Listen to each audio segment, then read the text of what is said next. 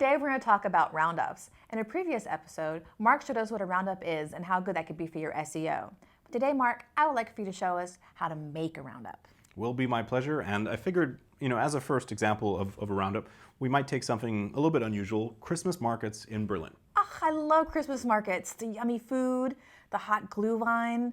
Oh, that just kind of makes you nice and warm and fuzzy inside. Hopefully it would do that for readers as well, so let's just jump right into it, and I'll show you how to make that. So we're in content, and I'm clicking on ads. I'm going to go here at the top and enter a title. So best for Christmas markets, and I'm going to add to that of Berlin.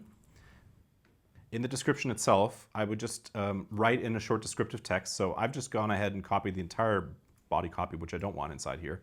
I want that below here in the actual content field. So it looks like you're writing an article. Exactly. I'm just, I just don't want to type it all, and I want this demo to go fast. Then I'm going to select the content type Roundup. The example I'm giving you is not a tour. And so in a future episode, we'll talk about the tour examples in more detail. But basically, all I have to do is go ahead and select locations. And since this is an example roundup of Christmas markets, then my job is pretty easy. I just need to keep on searching on Christmas.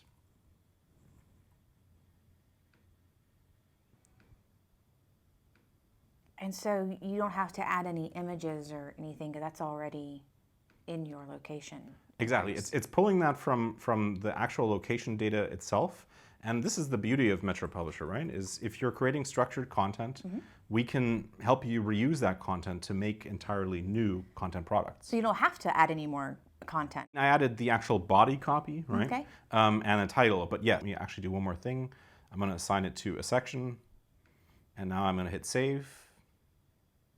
And my next step already is to preview this to show you what a roundup can look like. What a roundup has in common with an article is the best for Christmas markets of Berlin, that's a title, and then here I have my actual body copy. So this is just like a regular article. But below that, I have a map, and below the map, I then have the corresponding points with, in this case, a bigger image, the title, the address, and the description, which is all being pulled from the location itself. That looks really rich. Yeah, this is a really great way to present this information. Oh, you can see the nutcracker. Definitely. And then also what you can do is you can click on these points and you can see what other content is related to this location. So for example, there's obviously some kind of event taking place during this Christmas market, a Yuletide singing, it looks like. But then also there's actually like a seasonal, it's not a food truck, it's a food hut that occurs at the Christmas market. Well, that was super easy and super fast. Yes, and that's why I encourage you all to build roundups, because they're a great reader service. They generally deliver good SEO. And as you can see, it leverages content you already have in the system, such as locations and reviews of places. And so it also gives readers an ability to explore content in new ways. And this was a Christmas example, right? But I want to be clear about this.